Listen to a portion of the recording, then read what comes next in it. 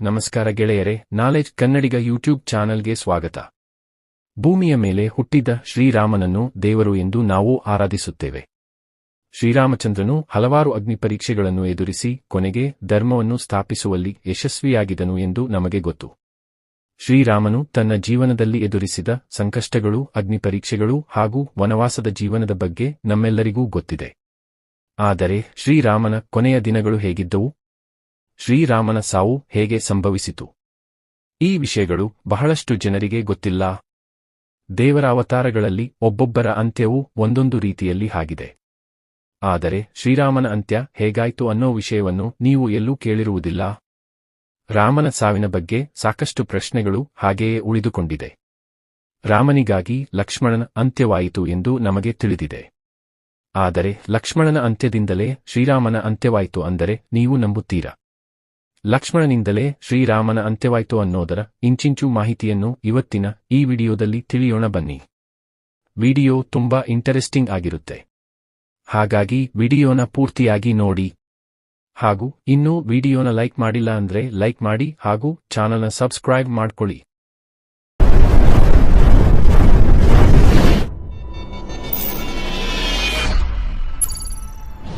ಭಗವಾನ್ ವಿಷ್ಣುವಿನ ಅವತಾರಗಳು ತುಂಬಾ ವಿಶೇಷವಾದದ್ದು.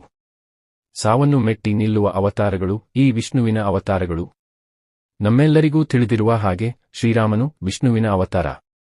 ಶ್ರೀರಾಮನು ಸರಯು ನದಿಯನ್ನು ಪ್ರವೇಶಿಸಿ ಅಲ್ಲಿಂದ ವೈಕುಂಠಕ್ಕೆ ಹೋದನು ಅನ್ನೋ ಪ್ರತೀತಿ ಇದೆ.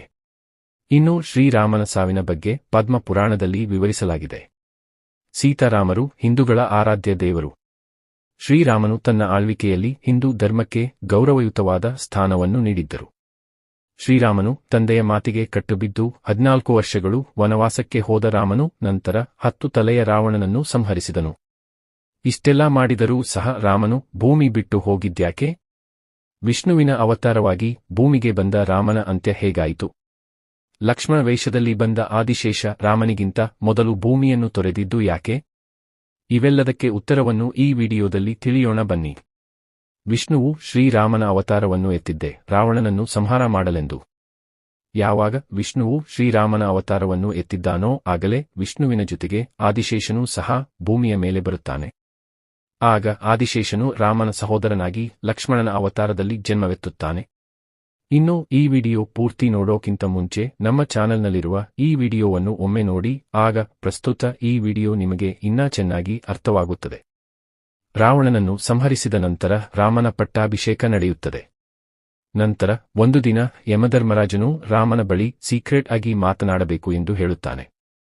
ಆಗ ರಾಮನು ಲಕ್ಷ್ಮಣನನ್ನು ಈ ಕೊಠಡಿಗೆ ಯಾರೂ ಬಾರದಂತೆ ನೋಡಿಕೋ. ಒಂದು ವೇಳೆ ಯಾರಾದರೂ ಬಂದರೆ ಅವರಿಗೆ ಮರಣ ದಂಡನೆ ನೀಡುತ್ತೇನೆ ಎಂದು ಹೇಳಿ ಲಕ್ಷ್ಮಣನಿಗೆ ಆ ಜವಾಬ್ದಾರಿಯನ್ನು ನೀಡುತ್ತಾನೆ. ಹೀಗೆ ಲಕ್ಷ್ಮಣನು ಕೊಠಡಿಯನ್ನು ಕಾಯುತ್ತಾ ಇರಬೇಕಾದರೆ ಅಷ್ಟರಲ್ಲಿ ಅಲ್ಲಿಗೆ ದೂರ್ವಾಸ ಮುನಿ ಬರುತ್ತಾರೆ. ನಾನು ಶ್ರೀರಾಮನನ್ನು ಭೇಟಿಯಾಗಬೇಕು, ಜಾಗ ಬಿಡು ಎಂದು ಲಕ್ಷ್ಮಣನ ಬಳಿ ಕೇಳುತ್ತಾರೆ. ಆದರೆ ಲಕ್ಷ್ಮಣನು ಅದಕ್ಕೆ ಒಪ್ಪುವುದಿಲ್ಲ. ದೂರ್ವಾಸ ಮುನಿಯು ಮೊದಲೇ ಕೋಪಿಷ್ಟ ಲಕ್ಷ್ಮಣನು ಎಷ್ಟು ಬಾರಿ ಆಗುವುದಿಲ್ಲ ಎಂದು ಹೇಳಿದರೂ ಸಹ ಹಠಬಿಡದೆ ಅಲ್ಲೇ ಕುಳಿತು ಬಿಡುತ್ತಾರೆ. ಕೊನೆಗೆ ತನ್ನನ್ನು ಒಳಗೆ ಬಿಡದಿದ್ದರೆ ಶ್ರೀರಾಮನಿಗೆ ಹಾಗೂ ಅಯೋಧ್ಯೆಗೆ ಶಾಪವನ್ನು ಹಾಕುತ್ತೀನಿ ಎಂದು ದೂರ್ವಾಸ ಮುನಿ ಹೇಳುತ್ತಾರೆ. ಆಗ ಲಕ್ಷ್ಮಣನಿಗೆ ಭಯವಾಗುತ್ತದೆ. ಒಂದು ಕಡೆ ಅಣ್ಣನ ಆಜ್ಞೆ, ಮತ್ತೊಂದು ಕಡೆ ದುರ್ವಾಸ ಮುನಿಯ ಶಾಪ. ನಂತರ ಬೇರೆ ದಾರಿಯಿಲ್ಲದೆ ನನಗೆ ಅಣ್ಣನು ಮೃತ್ಯು ದಂಡನೆ ಕೊಟ್ಟರೂ ಪರವಾಗಿಲ್ಲ, ಅಣ್ಣನು ಹಾಗೂ ಅಯೋಧ್ಯೆಯು ದುರ್ವಾಸ ಮುನಿಯ ಶಾಪಕ್ಕೆ ತುತ್ತಾಗಬಾರದು ಎಂದು ಲಕ್ಷ್ಮಣನು ತಾನೇ ಒಳಗೆ ಹೋಗಿ ದೂರ್ವಾಸ ಮುನಿ ಬಂದಿದ್ದಾರೆ ಎಂದು ಶ್ರೀರಾಮನಿಗೆ ತಿಳಿಸುತ್ತಾನೆ. ಮೊದಲೇ ಹೇಳಿದಂತೆ ಯಾರು ಬಂದರೂ ಸಹ ಅವರಿಗೆ ಮೃತ್ಯು ದಂಡನೆ ನೀಡುತ್ತೇನೆ ಎಂದು ಹೇಳಿದ್ದರಿಂದ ಲಕ್ಷ್ಮಣನಿಗೆ ಮೃತ್ಯುದಂಡ ನೀಡಲು ಶ್ರೀರಾಮನಿಗೆ ಮನಸ್ಸಾಗುವುದಿಲ್ಲ. ಒಂದು ಕಡೆ ತನ್ನ ಆಜ್ಞೆಯನ್ನು ಪಾಲಿಸಲೇಬೇಕಾದ ಅನಿವಾರ್ಯತೆ, ಮತ್ತೊಂದು ಕಡೆ ತಮ್ಮನ ಮೇಲಿನ ಪ್ರೀತಿ. ಶ್ರೀರಾಮನಿಗೆ ಏನು ಮಾಡುವುದು ಎಂದು ತಿಳಿಯದೆ ಪ್ರೀತಿಯ ತಮ್ಮನಿಗೆ ಮರಣದಂಡನೆಯ ಬದಲಿಗೆ ಗಡೀಪಾರು ಆದೇಶಿಸುತ್ತಾನೆ. ರಾಮನನ್ನು ಬಿಟ್ಟು ಒಂದೇ ಒಂದು ಕ್ಷಣವೂ ಇರದ ಲಕ್ಷ್ಮಣನು ಭೂಮಿಯನ್ನು ಬಿಟ್ಟು ಹೋಗಲು ನಿರ್ಧರಿಸುತ್ತಾನೆ. ಸರಯು ನದಿಯ ಹತ್ತಿರ ಹೋಗಿ ಲಕ್ಷ್ಮಣನಿಂದ ಆದಿಶೇಷನಾಗಿ ವೇಷವನ್ನು ಬದಲಿಸಿ ವೈಕುಂಠಕ್ಕೆ ಹೋಗುತ್ತಾನೆ. ಈ ರೀತಿ ಲಕ್ಷ್ಮಣನ ಅಂತ್ಯವಾಯಿತು.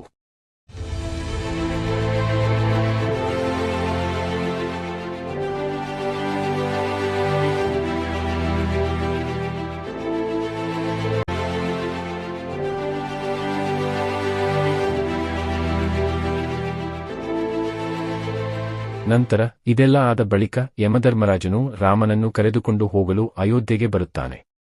ಆದರೆ ಹನುಮಂತನು ಯಮಧರ್ಮರಾಜನನ್ನು ಒಳಗೆ ಬಿಡೋದಿಲ್ಲ. ಹನುಮಂತನು ಚಿರಂಜೀವಿಯಾಗಿರೋ ಕಾರಣ ಹನುಮನನ್ನು ಯಮರಾಜನು ಏನೂ ಮಾಡಲು ಆಗುವುದಿಲ್ಲ. ಕೊನೆಗೆ ಇದನ್ನೆಲ್ಲ ಅರಿತ ರಾಮನು ತನ್ನ ಉಂಗುರವನ್ನು ಪಾತಾಳ ಲೋಕಕ್ಕೆ ಎಸೆಯುತ್ತಾನೆ. ನಂತರ ಶ್ರೀರಾಮನು ಹನುಮಂತನನ್ನು ಕರೆದು ಆ ಉಂಗುರವನ್ನು ತೆಗೆದುಕೊಂಡು ಬರಲು ಹೇಳುತ್ತಾನೆ. ಆಗ ಹನುಮಂತನು ಉಂಗುರವನ್ನು ಹುಡುಕಲು ಪಾತಾಳ ಲೋಕಕ್ಕೆ ಹೋಗುತ್ತಾನೆ. ಅಲ್ಲಿ ಶ್ರೀರಾಮನ ಉಂಗುರವು ವಾಸುಕಿಯ ಖಜಾನೆಯಲ್ಲಿ ಬಿದ್ದಿರುವುದನ್ನು ನೋಡುತ್ತಾನೆ. ನಂತರ ವಾಸುಕಿಯನ್ನು ಕೇಳಿಕೊಂಡು ತನ್ನ ಖಜಾನೆಯಲ್ಲಿ ಬಿದ್ದಿದ್ದ ಉಂಗುರವನ್ನು ಹುಡುಕಲು ಪ್ರಾರಂಭಿಸುತ್ತಾನೆ. ಎಷ್ಟೇ ಹುಡುಕಿದರೂ ಸಹ ಉಂಗುರ ಮಾತ್ರ ಸಿಗುವುದಿಲ್ಲ. ಹೀಗೆ ಹುಡುಕುತ್ತಾ ದಿನಗಳು ಕಳೆದವು, ಆದರೂ ಸಹ ಉಂಗುರ ಸಿಗಲಿಲ್ಲ. ಹೀಗೆ ಹುಡುಕುತ್ತಾ ಸಾವಿರಾರು ದಿನಗಳೇ ಕಳೆಯುತ್ತದೆ. ನಂತರ ಹೇಗೋ ಹಾಗೆ ಮಾಡಿ ಉಂಗುರವನ್ನು ಹುಡುಕುತ್ತಾನೆ. ಅದನ್ನು ತೆಗೆದುಕೊಂಡು ಭೂಲೋಕಕ್ಕೆ ಬರುತ್ತಾನೆ. ಶ್ರೀರಾಮನಿಗೆ ಕೊಡಲು ಅಯೋಧ್ಯೆಗೆ ಬರುತ್ತಾನೆ. ಅಷ್ಟರಲ್ಲಿ ಆಗಲೇ ತಮ್ಮ ಲಕ್ಷ್ಮಣನನ್ನು ದೂರ ಮಾಡಿಕೊಂಡು ರಾಮನ ಕೈಯಲ್ಲಿ ಇರಲು ಸಾಧ್ಯವಾಗದೆ ತಾನು ಕೂಡ ಭೂಮಿಯನ್ನು ಬಿಟ್ಟು ಹೋಗಲು ನಿರ್ಧರಿಸುತ್ತಾನೆ. ಹೀಗೆ ಲಕ್ಷ್ಮಣನಿಲ್ಲದೆ ತಾನು ಕೂಡ ಇರಲು ಸಾಧ್ಯವಿಲ್ಲ ಎಂದು ತನ್ನ ರಾಜ್ಯವನ್ನು ಮತ್ತು ಸಿಂಹಾಸನವನ್ನು ತನ್ನ ಸಹೋದರರಿಗೆ ನೀಡುತ್ತಾನೆ. ನಂತರ ಶ್ರೀರಾಮನು ಸರಯೂ ನದಿಗೆ ಹೋಗಿ ಅಲ್ಲಿಂದ ಮಾಯವಾದನು. ಇದೇ ಸಮಯದಲ್ಲಿಯೇ ಹನುಮಂತನು ಶ್ರೀರಾಮನು ಎಸೆದ ಉಂಗುರವನ್ನು ಹುಡುಕಿ ಶ್ರೀರಾಮನಿಗೆ ಕೊಡಲು ಬಂದದ್ದು. ಶ್ರೀರಾಮನು ಇಲ್ಲದ್ದನ್ನು ಕೇಳಿ ಅಲ್ಲೇ ಸರಯೂ ನದಿಯ ಒಂದು ಮರದ ಮೇಲೆ ಅಳುತ್ತಾ ಕುಳಿತು ಬಿಡುತ್ತಾನೆ. ಹೀಗೆ ಶ್ರೀರಾಮನು ತನ್ನ ಜೀವನವನ್ನು ಭೂಮಿಯ ಮೇಲೆ ಮುಗಿಸಿದನು.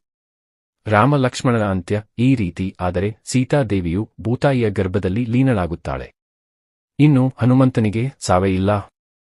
ಹನುಮಂತನು ಚಿರಂಜೀವಿ.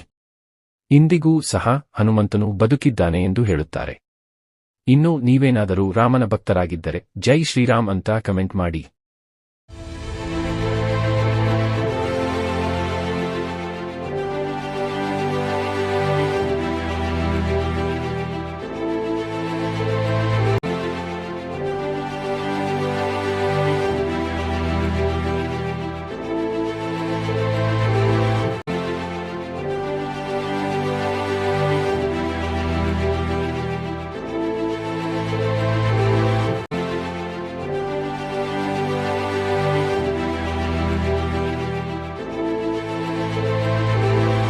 ಇದಾಗಿತ್ತು ಗೆಳೆಯರೆ ಇಂದಿನ ವಿಡಿಯೋ.